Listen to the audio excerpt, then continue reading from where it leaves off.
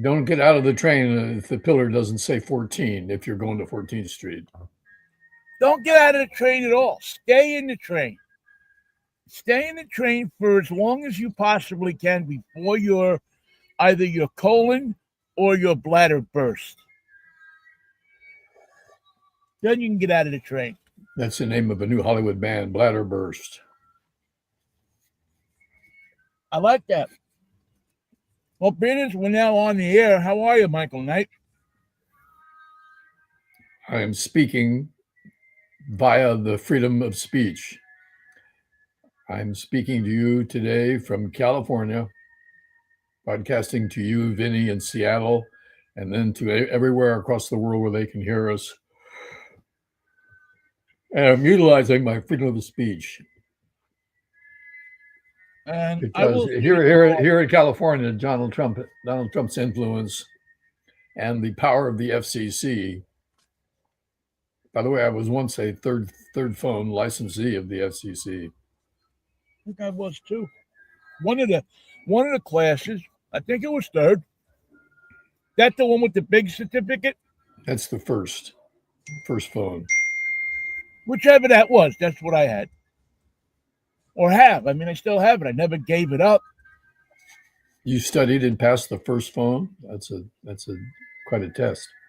Well, we were in school. We had to pass it. You couldn't get on the radio station if you didn't. Yeah, that's a third phone, I'm pretty sure. You have to go to special classes to study the first phone. Yeah, you had to. Well, you had to know. They gave you a book. You had to read the book. We had to attend a certain amount or number of classes. I don't know if it was figured in hours or what. I mean, like I was fucking 18 years old, man. I'm lucky I remembered the numbers of where the building was. And weren't you told that the FCC would drive a monitoring truck into your neighborhood? And yep. We were shown pictures of it. It was a Dodge panel truck. I remember it. And they would do the readings, and then they would come into the station and show their badges and compare their readings with your readings, and they better match up. They were going to shut you down. It was a Dodge panel truck, a gray U.S. Army type Dodge panel truck, and it had what looks like now we know as a Waymo. But back then, it was the FCC that had the technology. Well, it wasn't the same technology, and it would spin around. Plus, they had trucks. Who had a truck with a Waymo on the roof? The FCC had an antenna, huge antenna, and you were told that they would drive through neighborhoods and look around, and they would, stop outside. Matter of fact, we were told at KUSF that if you ever walked into the station and there was one of those Dodge panel trucks in the parking lot, to call Steve Runyon immediately. Do not stop. Do not collect $200. Pick up the phone and call the general manager, who is the general manager and the faculty advisor of the station. Get in there and get him on the phone, whether it's 2:00 in the morning. Well, that shows you how ridiculous it is, because he wouldn't get out of bed before calling who? Runyon wouldn't get out of bed without drinking a bottle of wine. That's what I mean. If I was the general manager and someone said the FCC is here, I'd call the chief engineer and say, you better get there before I do. Well, actually, we had two engineers that fancied themselves to be in charge of everything. One of them, I think Bill Ruck, who was for 1,000 years at KFOG, might still even be there. And another guy that was at KSFO for a long time, Ray Michaels. Well, no, that was his air name. Mike Schweitzer was his business name. And they were guys who had, remember that book I told you about? They could start at the last letter, work their way all the way back, and not miss a beat. That's the mind of an engineer. That's why they're engineers. They were That's why born they're that way. engineers and not salesmen. Was the amazing thing. I always got along with engineers, which always had people suspicious about me, I think. Because I just got along with, You'd better get along with the engineer. Make it your business. well, yeah, that was my philosophy. These it's like people who argue with a car mechanic. If you argue with the car mechanic, what's your best case scenario? He's gonna fuck something up on your car, and you're not gonna, you're gonna spend the weekend at some roadside picnic table waiting for a tow truck. That's what you're facing. Or on the Whereas, shoulder, of the 101, which is not. yeah, I don't recommend. yeah, you'll be where that drive-in movie used to be between Ronan Park and no, don't tell me, Ronan Park and Chickaluma. yeah, yeah, well, no, it's further to, Nevada, where the drive-in movie used to be. That was about where you would get it, Right. and that's where you would be sitting waiting for the auto mechanic to come. The guy's going to tow your car. And unlike Steve Runyon, he's happy to get out of bed at 2:00 in the morning because he's cranking up the bill. You will be presented. You will be presented with a statement of my services. His philosophy is that you have just paid for his house payment for Pay the me month. now or pay me later. Or as they say No, at the FCC, we can don't do. pay you later. You pay me now. As the FCC would say, you can do this the easy way or the hard way. There was no easy way with those guys. It was all the hard way.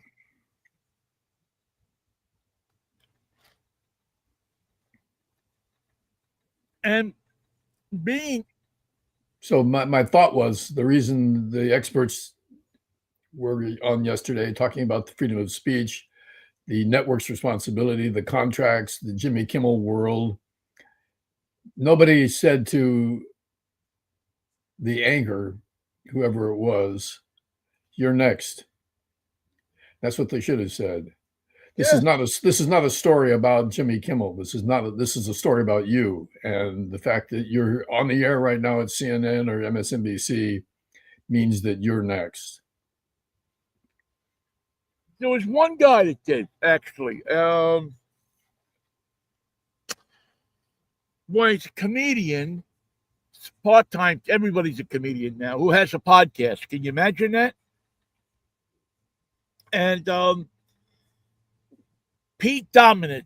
You ever heard of him? Pete Dominici, or something like that. Sounds suspiciously like the former senator from Arizona. Was he in Sha-Na-Na? No, it was not Sha-Na-Na, unfortunately. I would have got his autograph. But this guy was on with Boris Badenov from CNN. Boris, probably not Boris Badenov, but something similar to that. Close. And so he gets on with Boris, who is the anchor of the show, and immediately says, "Well, why do you feel so safe?"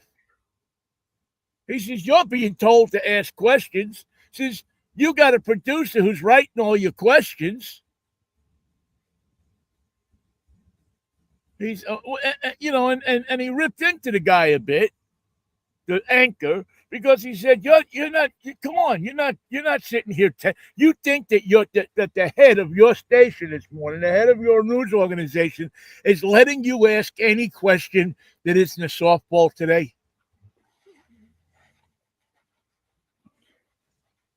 And the guy, I had to agree with him 100. I mean, he sounded like a bit of an asshole, but I had to agree with him because you know it, I know it, that he's not letting the head of CNN, the guy who is running CNN today, because it'll probably be somebody different tomorrow, is not letting anybody ask any questions that have anything to do with Trump. If you think that there's a free press after this Kimmel incident, there wasn't before. But if you happen to think there is, you're out of your mind.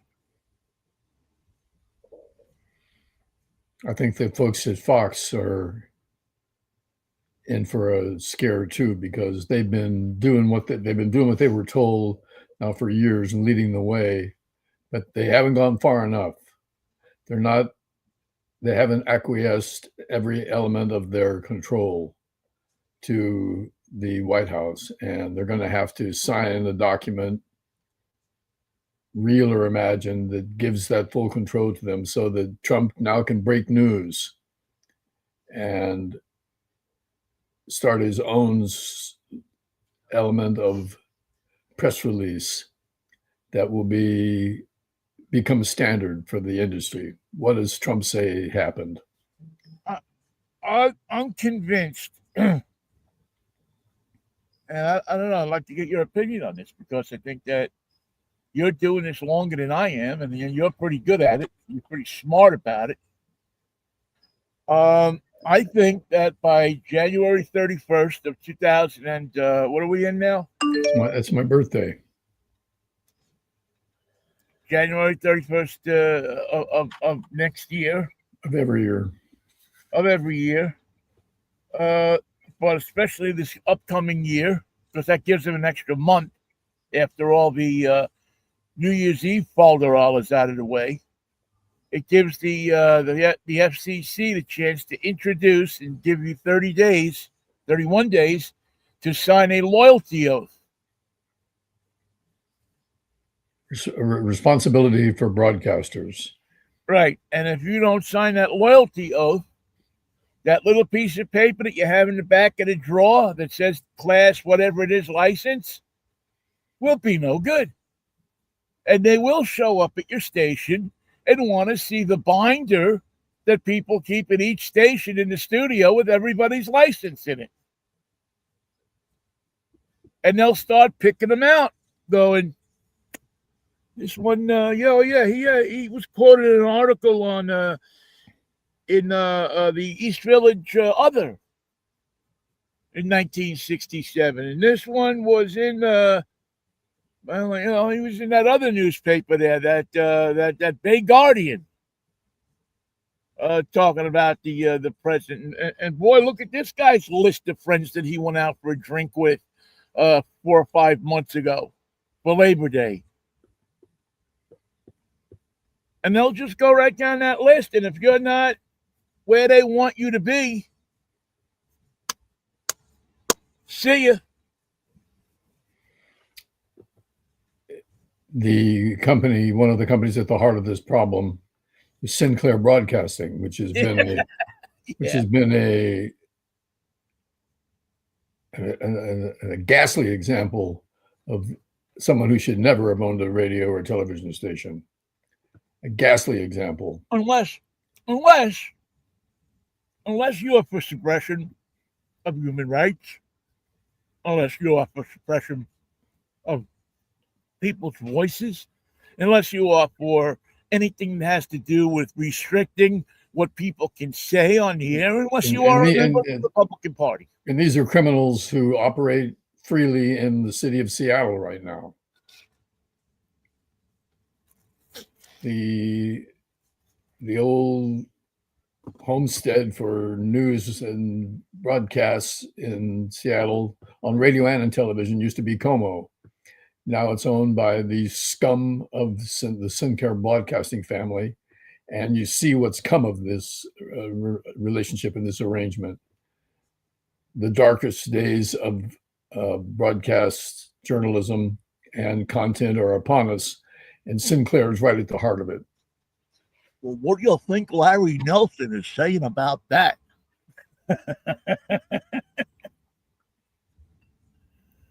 Poor old Larry Nelson, man. Oh, let's have a Husky rally on Sunday. Wait a minute.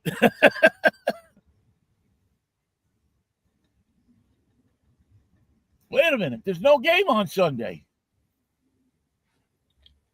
It's too bad there aren't any rock and roll stations that are leading the way with their own news departments. If you don't like the news, make some of your own. The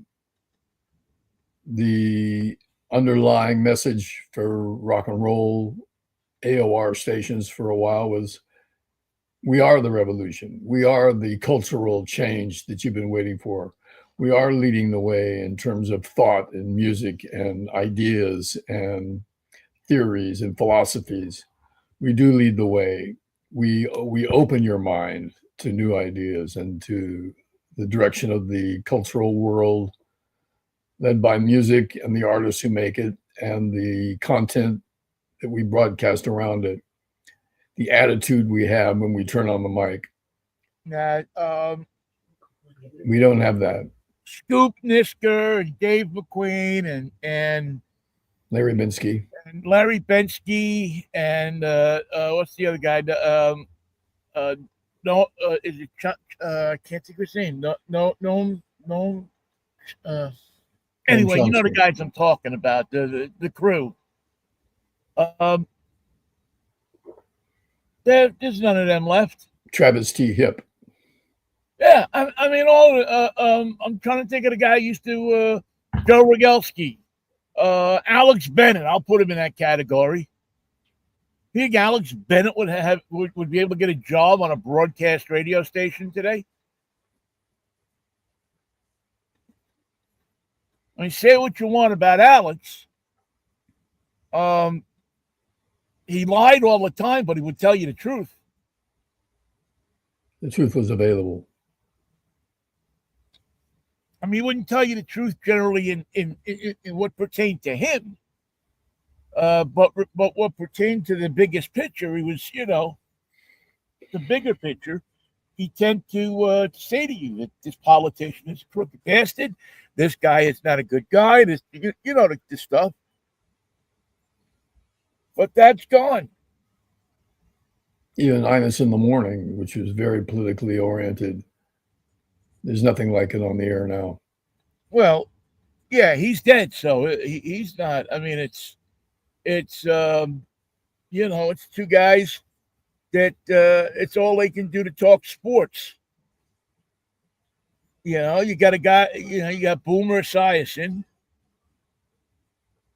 and who is probably was an adequate quarterback. And the guy who went to jail for fraud and his... Well, Craig Carton, yeah, but that doesn't matter anymore. And they got, the partner of Mr. Esiason is a guy that I worked with in Pittsburgh, who was such a bullshit artist and a guy who couldn't tell you the truth if Jesus was standing there with a Bible handing it to him. So, it's all about advertising. It's all about the money. It's always follow the money. And all these groups are merging and joining forces, and they need the okay of the FCC and the Federal Trade Commission. They are in a vulnerable position to acquiesce to any request to get that merger done. And, Cabletown, Netflix, what's the word I'm looking for? The company that owns NBC, Comcast, is the next in the line because they're taking MSNBC separate from NBC. NBC made a drastic, deadly decision to separate the two, to sell them up. And when that happens, you can say goodbye to MSNBC. Yeah, I think it has happened, hasn't it? Haven't they sold it? I don't think the takeover is.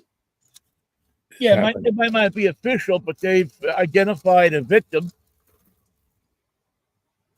And yeah, it's this. So anyway, to go back to our original premise, if you think there's freedom of press in this country, if you think there's freedom of speech in this country, it's like we used to think there was freedom of speech. We were brought up in an era when people used to sit in a classroom, and when somebody would say something they didn't like, they said, "Freedom of speech, freedom of speech. I have my freedom of speech." It was all bullshit. You couldn't have freedom of speech. You couldn't say something because one of the teachers would run your ass down to the principal's office. Well, the proviso was you can't yell fire in a theater. That is not freedom of speech. So you can't just say whatever crosses your mind, disrupt the classroom, disrupt the company, disrupt the public meeting. That's not freedom of speech. That is an abuse of speech under the guise of freedom. And that is not guaranteed in any constitution. Right. And freedom of assembly will be the tough one, because right now we're poised to have civil unrest in cities that already have the army on the streets. Donald Trump will deploy the National Guard to all the major cities, and then wait till you see what reaction you get when you want to march down Sunset Boulevard into Hollywood and have a rally in support of Jimmy Kimmel or anybody else who's been fired for saying or writing or creating content that does not meet the approval of the Trump administration. Well, yeah, I hate to say it though. Now I hope that there will be. I hope that tonight we'll see 100,000 people out front of the ABC broadcast center there by the Kodak Theater. Actually, the ABC building is right next to the 101 in Burbank. Yeah, I hope they'll be out there. And like I said, I hope there will be 100,000 people out there. And I hope that there will be people who come from far and wide who will get in their cars tonight in Washington and driving down. It's time for SAG-AFTRA to grow a pair and stand up except for these pathetic little press releases that they put out. Do something in terms of an organization. Use your strength, use your influence, as if it was contract time and you were negotiating for a new deal for your staff announcers. You're making $100,000, $150,000, $200,000 a year. Okay? Major market. KGO, not KGO anymore, really, but CBS.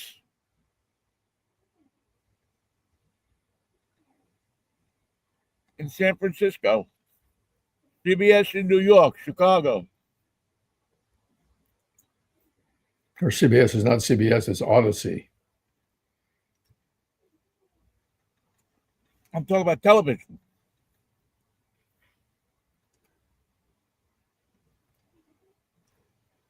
CBS is still CBS for television.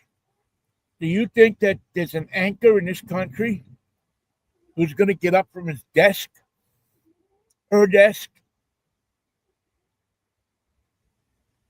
and walk the picket line and say, "I support Jimmy Kimmel"? You think that anybody at ABC in Los Angeles, the parent station of the Jimmy Kimmel show, do you think that anybody, any of the anchors at KABC is going to get up? Not my fight. I don't do news. I mean, I don't do entertainment. I'm in the news division. Not my fight. You think any of the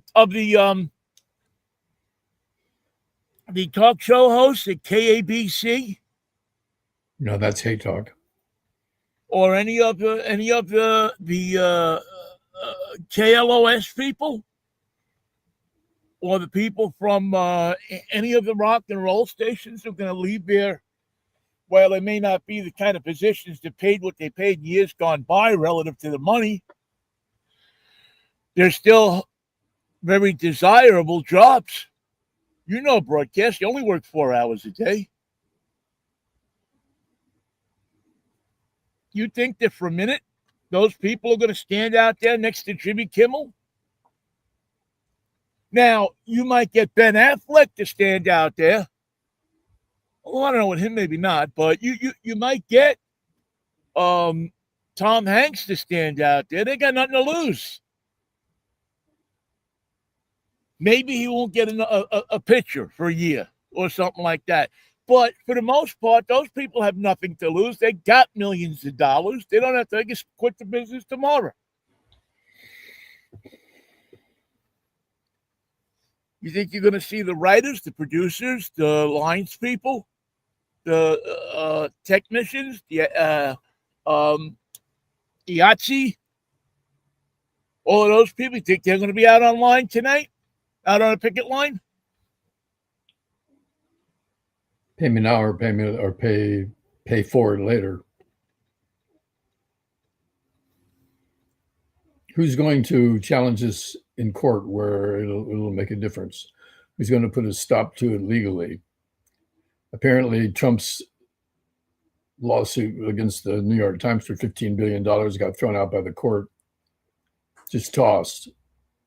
Yeah, but some court will take it, because in all of our contracts, Michael, when we had contracts, in all of our contracts, what was the big line in it? You serve at the discretion of management.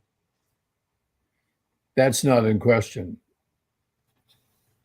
What's in question is are other greater rights and guarantees of the Constitution being ignored or sidestepped or violated as a result of this?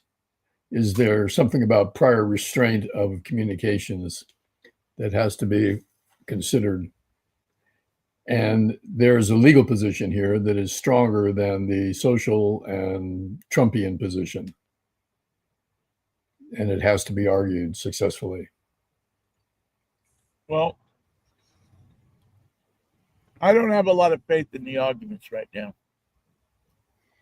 Well, then that means you believe the evildoers will consistently win, overcome all opposition, erase the dissenters, and make this the new law of the land.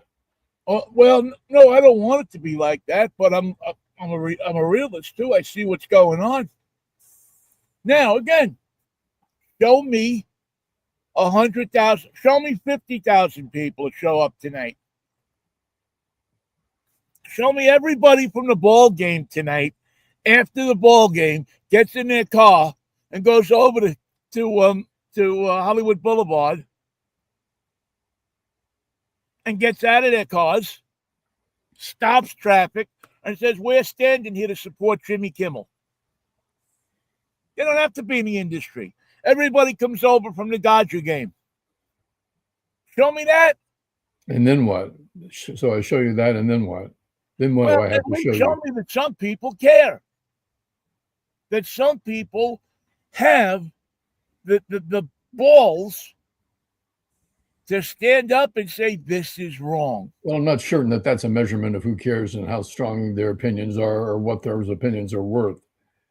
Well, just standing in the street is not what I'm saying. What I'm saying is you stand in the street and you stop traffic and you do things and you stop things and you say, wait a minute, we have had enough. Now, yeah, do it right. You got to show up every day for a while. Correct. But money rules this country, Michael.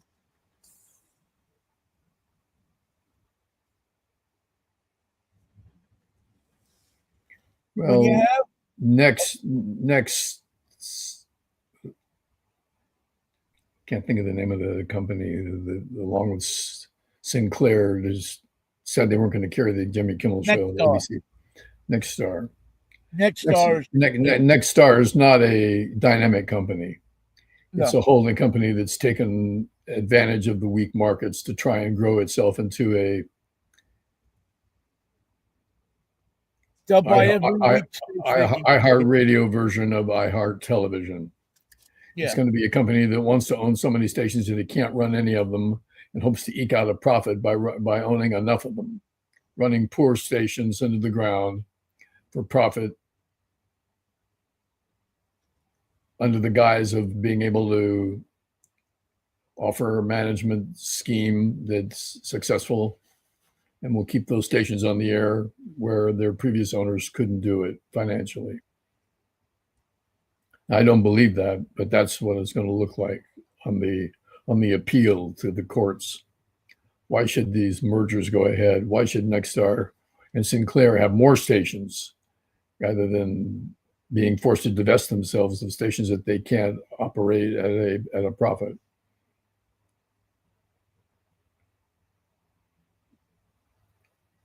They're desperate companies trying to take advantage of what will probably be a steadily declining financial picture for smaller and medium market television stations. Well, many people will say, Michael, that the 7, 7, and 7 rule was 777 should have never been allowed to expire. Should have never been allowed to be taken away. That it should have been 7 AM, 7 FMs, and 7 TV stations, and you can't own a newspaper. Period. If you own a newspaper, you can't own TV stations. It's too bad that the New York Times never bought a television station or some electronic cousin in their family to help them disseminate news, because it's going to be, we already have seen the New York Times operating in a manner that other newspapers simply do not. Calling your subjects Mr. Richichi, Yep. Getting 3 sources before you print a story. It has to have content that's been discussed with 3 different sources, and the result is the same. So you know that you've only 2 other stations I know that 2 other newspapers I know that do that. Washington Post. I don't think they do. Oddly enough, the Seattle Times and the Pittsburgh Post-Gazette, Good for them. which was, I don't know if it still is, but which was run by the New York Times. Their newsroom was run by the New York Times. So,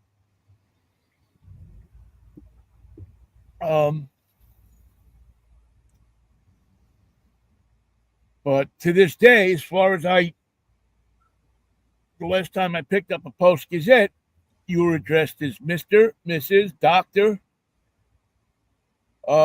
You were addressed with a proper title, and you had to have 3 sources, even in sports stories.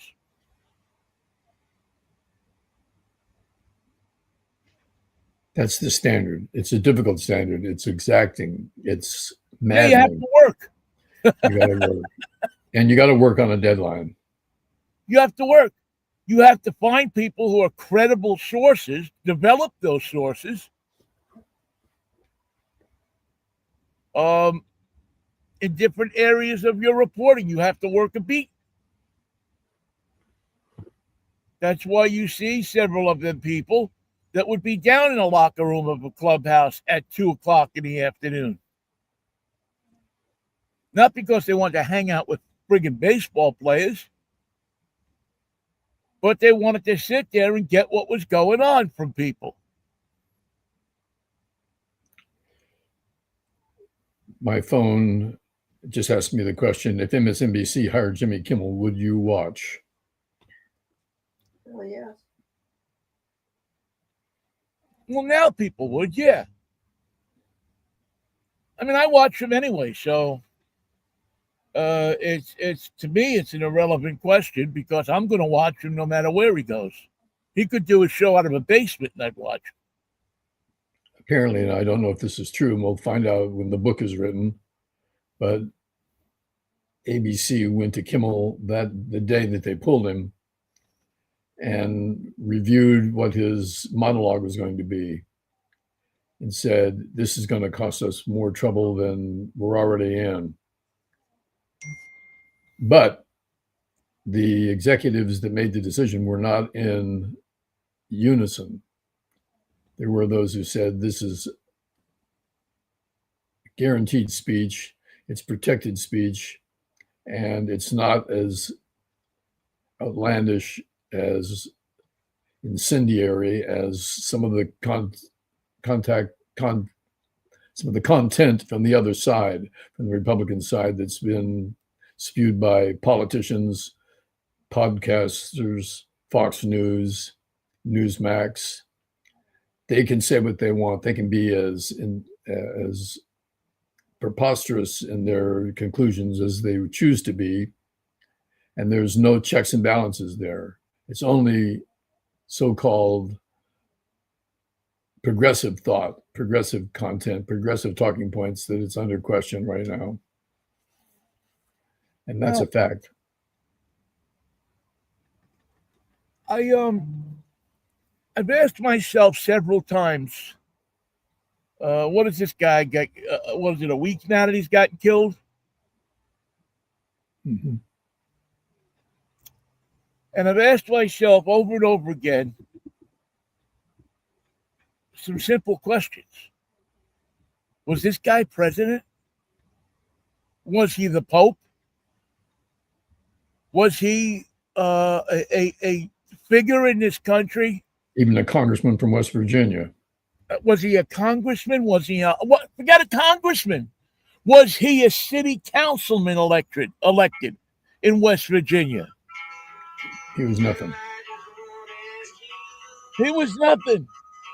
He was a guy who, if you read the stuff that he put out there, put out pretty typical hot talk radio stuff. He was a hate talker with a growing college audience. He found a softer way to do it in certain areas, but he was the typical guy that the expression "don't piss in my ear and tell me it's not raining," because he was the typical guy who would piss in your ear and then tell you it wasn't raining. I didn't do that. I didn't say that. I didn't mean that. You took it the wrong way. And we're so fucking stupid as a country. We're such a bunch of fucking knuckle dragging idiots that we believe a guy like this. If he's imbued with new ideas, a completely unique way of viewing the world. He's got the angle that we've always been missing. He put it all together. He came up with the ideas. He foresaw the future. He organized the youth. Yeah. Saying the same, spewing the same poison that the people like himself have been responsible for generations. See, now you can't even not like somebody. You see, that's what's going on here, Michael, is you can't not like somebody anymore. You have to like them now. You have to feel mourning for this person. You have to feel. Now, I grew up in an Italian family. Emotions on this. Emotions were part of the. And let me tell you something. I had lots of blood relatives that my father, when they died, said, "Fuck you." The world's a better off place without you. Yeah. That's the kind of person you were.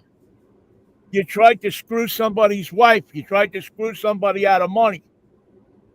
You didn't have to like somebody. People in my family didn't sit there and go, "Oh, horrible thing."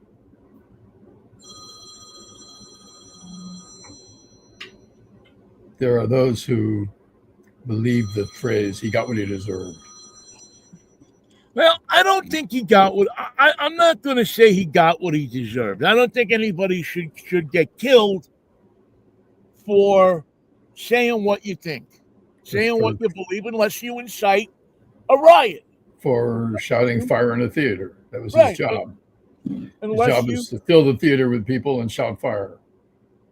unless you are unless you're a person, if he was if he did things that caused harm to the general public, yeah, I mean, but I don't think because he espoused a political point of view that he should have gotten killed. His whole thing, he had a wife and a kid. Well, you know what? 650 million fucking Americans have a wife and a kid. It was 650, but 330 of them died in Left. I mean, it's ridiculous. The amount of hand writhing, the amount of for the president of the United States to order fucking flags to be flown at half mast for this fucking guy when the cocksucker wouldn't even fucking fly to half the mast at half staff for a war hero. For a guy who spent years in a prison camp.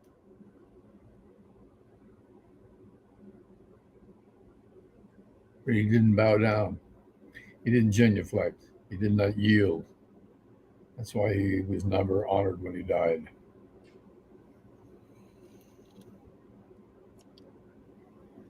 If I was McCain's family, I'd be the first fucking people in that line on Hollywood Boulevard. In that protest. I'd be incensed. If I was a war hero, I'd be incensed that the Yankees put his picture up on a scoreboard. Incensed that the National Football League is taking heat because 4 of their teams, or 8 of their teams, I forget, decided not to honor Charlie Kirk.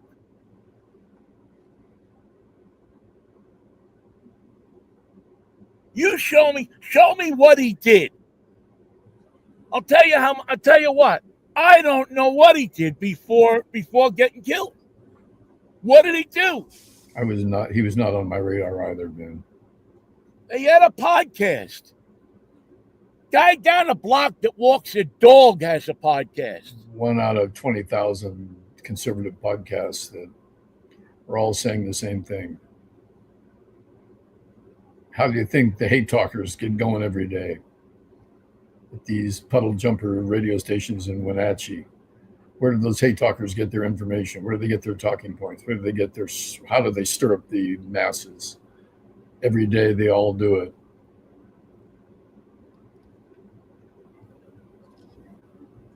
Stephen Miller sends out a half-page memo. Here's your points for today. Do not vary from these positions.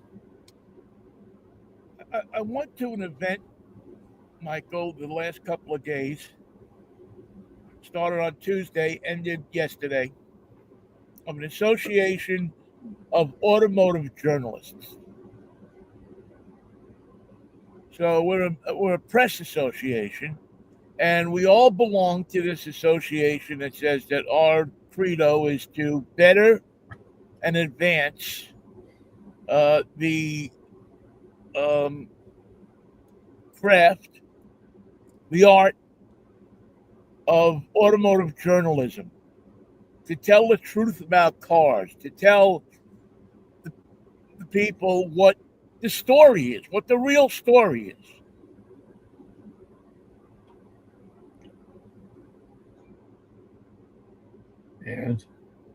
And people seem awful afraid to talk about anything. And I mean, we have nothing to do with politics. But people wouldn't say anything about Trump. Oh, you don't want to go there. You don't want to say anything about that guy. Or you get that look like, you know what happens if you say something about him? I'll have to turn you into the great aggregator. You don't want to say anything about him because you'll get in trouble. You pull your streaming, pull your podcasts. We'll write 100,000 letters. Oh, but we can do that. But we can't show up for Jimmy Kimmel.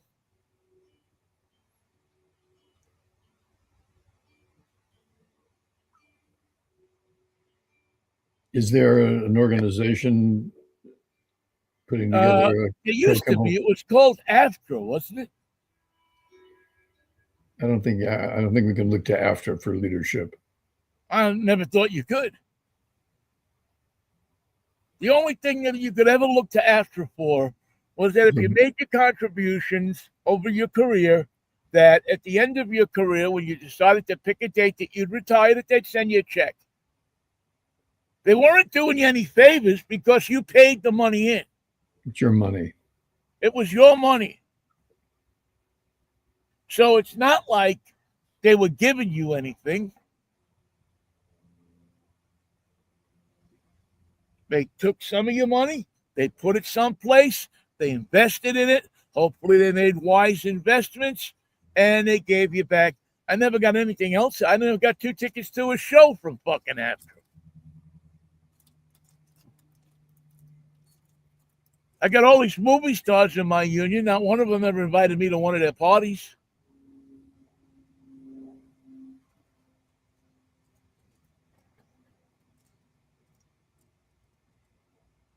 Those parties are not as much fun as you might think.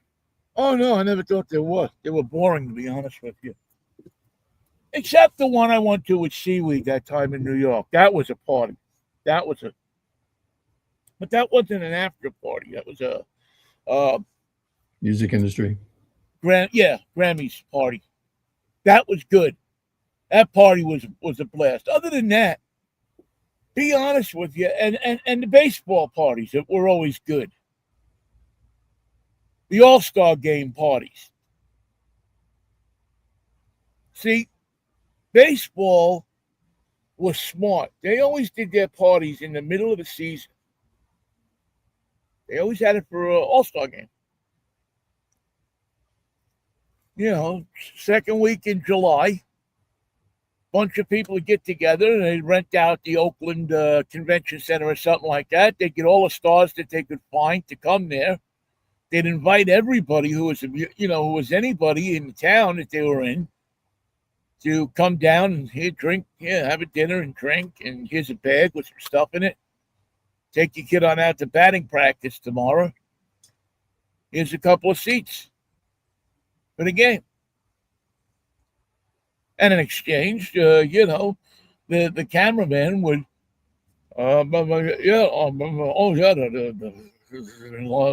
he's over there in row 18.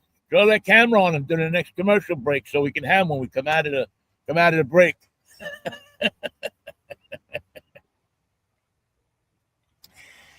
What he should have got, what the guy should have got paid, probably $50,000-$60,000 for a national commercial, he got for nothing, for a couple of cheap tickets. Right? But everybody whores themselves out. We're in the business of whores. It's just who can pick their dress up the highest. Watch something that may be more subtle to judge, and that is ESPN is owned by the ABC Disney family. Yeah. And their Monday Night Football content, their 30 for 30 content, their Sports Center content will all come under review. Donald Trump hates the NFL because they wouldn't let him be an owner. So watch out there. Yep. Watch out for that association. You don't like the NFL. You don't like baseball that much either, because they wouldn't let him become an owner either. He tried to buy, I understand, I don't know this for 100% fact, but I understand that he tried to buy the Pirates several times. He thought they were easy pickings. They thought it was easy pickings, and they thought it would keep his son off the street. I don't think anything can. Well, I see by the clock, Vinnie, it's time for me to say, yo, Vinnie, what are you driving?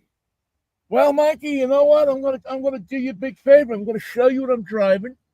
Because you're sitting in it, whatever it is. Looks like an SUV. I'm sitting in it, whatever it is. This is let's see if I can do this now. We are riding in the Toyota 4Runner for 2026. I'm not going to give you a good picture of it because I'd have to get out, and my leg is really screwed up.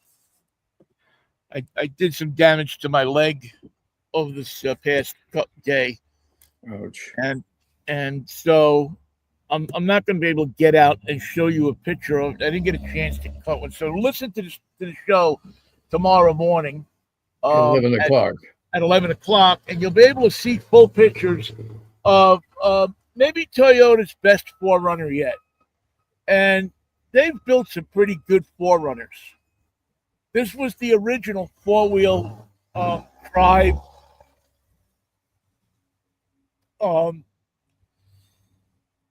the original off-road vehicle. This was the multi-sports vehicle.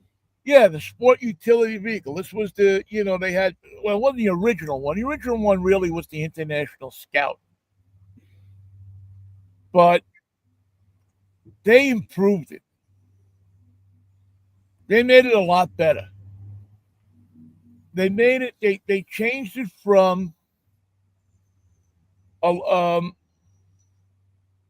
truck to a luxury vehicle. And it's got all the accoutrement of home. It's got a refrigerator in it. It's got a wire pad to charge up your phone, to run your computer off. It's got a hotspot in it. It has seats, comfortable seats, and it'll beat the crap out of anything on the road. I mean, there's a hill right next to me here, and if I was so desired to, I could just turn the wheel to the right and go right up over this hill like it was nothing. It'll eat anything. Is it all four-wheel, or do you have to engage the four-wheel? No, just all you do is you have different high and low. Yeah, you have a high and low drive modes. You have a super low. You have a tow and haul mode.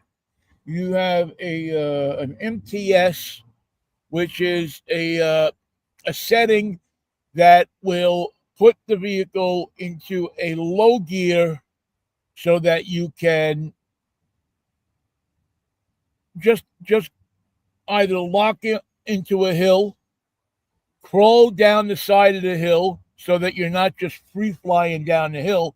In the old days, you'd go down the side of a hill and you'd pray that you could get it into low gear to slow it down. You have to get that hot brake smell.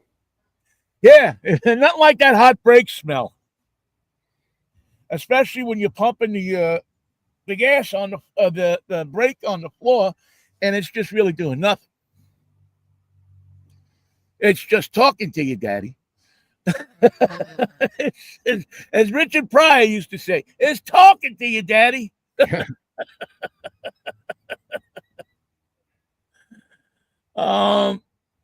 But now with computers and with things, I'm looking at a gauge on my particular on a speedometer actually that shows you an angle that will tell you how far you need to set this thing to go down the hill, to come up the hill, so that you don't go over the side of the hill and wreck your $85,000 Toyota 4Runner. Because they found that they did studies that found that people get upset when they wreck their $85,000 4Runner. Yes, they do. That's a fact. Studies have proven. Studies, they've studied it not just in the United States, but in several foreign countries. And the people get upset when they roll them over, when they go end over end down a hill, when some kid who they didn't know was in the back seat, who snuck in on a trip with Uncle Herbie, was sitting in the back seat and got ejected from the rear window of the car. So, but it sounds to me like on the whole you're endorsing this vehicle. You like it very much. I think it's one of the best 4-wheel drive vehicles that you can buy. You know, I think it's a little overpriced, maybe. You know, I mean, like here's a little piece. Let me show you this. Is it all electric? Oh no, it's all nothing but gas. It's all gas. But now in the middle of the dashboard, in the front, you have where the speaker is, right?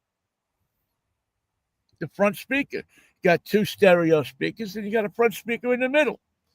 Well, you pump this speaker up, you reach over, and you now take that middle speaker out, turn it on,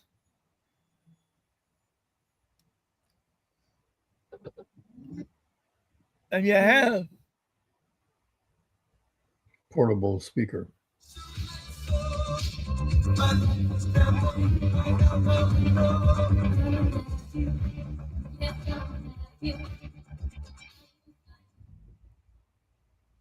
So you now have.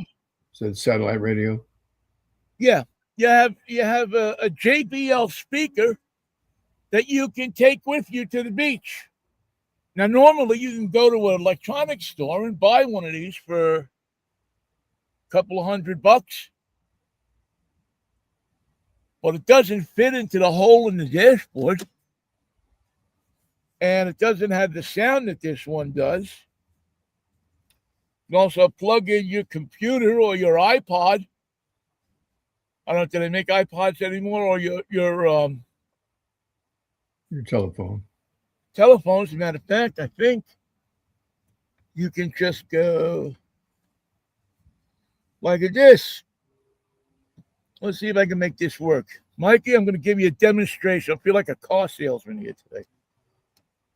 You put that in there. You put that in there. You put a little love in your heart. You know, boy, let me tell you, could we use that or what?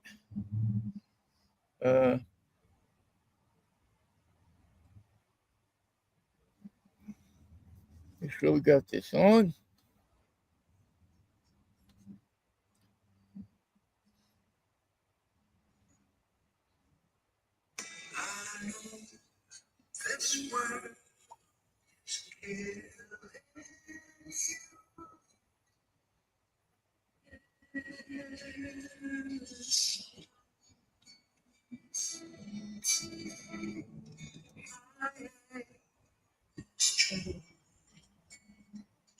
The old speaker action. That's Nick Lowe singing Allison. Allison. I know this world is killing you. Oh, Thanks, Nick. love Nick, man. Nick the Quick. So anyway, Well, that takes us to a spot where we can say tomorrow at 11 o'clock, 11 o'clock. join New York Vinnie for drive time. Yes, please do. We'll have we'll talk all about our event this week in which we took out and drove 20-something cars, terrorizing the people of Ridgefield, Washington. What was your favorite car of the group? That's a lot of cars to drive. Yes. Wow. What was my favorite car of the group? Most memorable car. Think for a second. I'm still partial, and I know I'm befuddled. I'm baffled as to why this car is not caught on in America, as it should. But the Volkswagen ID Buzz, which is the modern Volkswagen bus, I can't for the life of me understand why this car has not caught on in America, why it's not 10 times more popular than it is. Is it because people who are hippies don't want other people to know they're hippies? You know, Michael, I think you might have something. I think you might have something. It's electric. It has tons of room. If you want to buy a minivan that's set up to be a vehicle that is useful, the ID Buzz is one of the best vehicles out there, but yet nobody is buying them. You can buy one. If you want an ID Buzz, you can get down to your local Volkswagen dealer and walk out of the Volkswagen dealer with one for $200 a month on a 2-year lease. Now, when that model was first released, you couldn't buy it. It was sold out. Couldn't get one. Right. Now, go down to your local Volkswagen dealer. You sign a piece of paper that says you won't put more than 10,000 miles a year on the Volkswagen. If you do, you'll pay a certain, Mileage penalty. And they'll hand you one. They'll give you one. They got them sitting on the lot. They want them out on the street. I'll take the turquoise. Go down to your Volkswagen dealer today. You can have one. And let me tell you something. For $200 a month, you can take this thing and go do Uber and make yourself money. All you got it's roomy enough to hold 8 people. Take the Cub Scouts to the park. Take the Cub Scouts to the park. You can get a job with. You can get a contract with a local package service, picking up packages at the airport, dropping them off for a roadie. There's a million things you can do. Of course, there goes your 10,000-mile promise. Well, yeah, I guess so, unless you live near the airport or something. But even if you're just using it as a... But you know what? Think of it like this. You're paying right now. Right now, if you were to go out and buy that Buzz a few months ago, you would have paid $1,000 a month for it. So if you go out and you pay $200 a month for it, and you put, I don't know, 500, 600 miles a month on it over the allowance, which is 10,000 miles a year. So you're putting 6,000 more miles on it. You're still making out, you're still pay. Maybe you're paying, I'm not the greatest at math, but maybe you're paying $400 or $500 a month for it, $600 a month. But you're driving a brand new electric vehicle. What you're saving in gas. I think it's a fantastic deal. But you know what? Let's say you don't like the buzz. You can get yourself an ID4, which is another electric Volkswagen station wagon. It's kind of like remember the Passat station wagon? Remember the Passat, yeah. Or the Jetta station wagon? Well, kind of in that size. Buy that for $200 a month. Lease it. And again, and you don't even have to pay for anything. It's all under warranty. If something goes wrong with it, they'll hand you another one. And it's the why should I fix it scenario. Well, it's not that they wouldn't want to fix it. It's just that the vehicle's still under warranty. It's got a 24,000 mile warranty. So if anything goes wrong with it, you take it to the dealer and they fix it for you. You don't have to pay for anything. So for 2 years, you don't have to make any repairs to it, except for, you don't change oil in an electric vehicle. Is there any place for oil in an electric vehicle? Is there any facility? No need for it. Where do you put an oil on an electric motor? I mean, I'm sure there's probably some spots that you grease, like bearings and things like that. But there's no oil sump. There's no oil consumption. Maybe you have a very, very small, and it's not even a reservoir. Maybe you just pack the wheel bearings like you would on a bicycle. You know, on the old bikes, you take a little lubricate, you put it in the wheel bearing, and it makes your bike run smooth. Yeah. 50 cents, I think it costs. Although, as soon as they figure it out, it'll probably cost a lot more than 50 cents. But, well, Vinnie, we'll see you tomorrow at 11 o'clock. Drive Time Radio. See you, Michael. Have a good. What are you doing this weekend? Anything? Bo's playing baseball, so we're going to see his game tomorrow. The name of the team he plays for is the Knights. Yes, I remember that. They're not going to have a ceremony or anything like that for people that have passed this week, are they? Or last week? I don't think so. Hopefully not. Stay away from my kid. Yeah. Stay away from baseball. Keep our kids with some semblance of a mind of their own.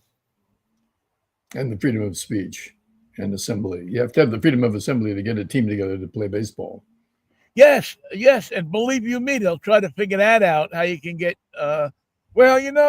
Michael, they got past the, it used to be a law in New York that said that two felons couldn't assemble on a street corner in New York. They had to change that because of the Trump family. Actually, they had to change it because of Alcoholics Anonymous. Oh. Back in the 50s, they had a law, it might even still exist today, that you cannot have more than 3, I think it is, convicted felons gather. It's an assembly. 3 is enough. Be arrested. So they had to change the law so that they could make an exception for Alcoholics Anonymous meetings, or else you couldn't have an Alcoholics Anonymous. We're trying to have a thing over here. We're trying to help people. It's like saying 3 sick people can't go to the hospital. Forget about it. Forget about it. Seek treatment on your own. But they figured it out, and they luckily, Bill had a lot of friends. More now than ever. We need Bill. We need both Bills more than ever. Probably need one named Clinton too, a little bit more than ever too. And I'm not a big fan, but all right, I'll see you on Monday. I'll try to get here on time. Sorry about being late today, but it's been a fractious Friday. It's been a week, so we will put it together, and hopefully I won't get attacked or anything like that. Hopefully the SUV will take you where you need to go, and have a good show tomorrow. I have a lot less doubt in this SUV than I do in myself. So I'm pretty sure that this little Toyota will get me where I'm going. Have a good show tomorrow, Ben. See you at 11. Mikey, I'll see you on Monday, man. Take care of yourself. Monday it shall be. And I'll be, if the Lord's will, and the creek don't rise. Don't forget about that. Don't forget about the creek. Otherwise, you'll be in it. You'll be up the creek. Well, maybe you'll be. All right, brother. Peace, love, and Manischewitz. It's a sweet wine, but Jimmy Kimmel enjoyed it, so you may too. Yeah, listen, do yourself a favor over this weekend. If there's any way you can or how, stand up for Jimmy Kimmel. See you on Monday. See you, Ben. All right, bye.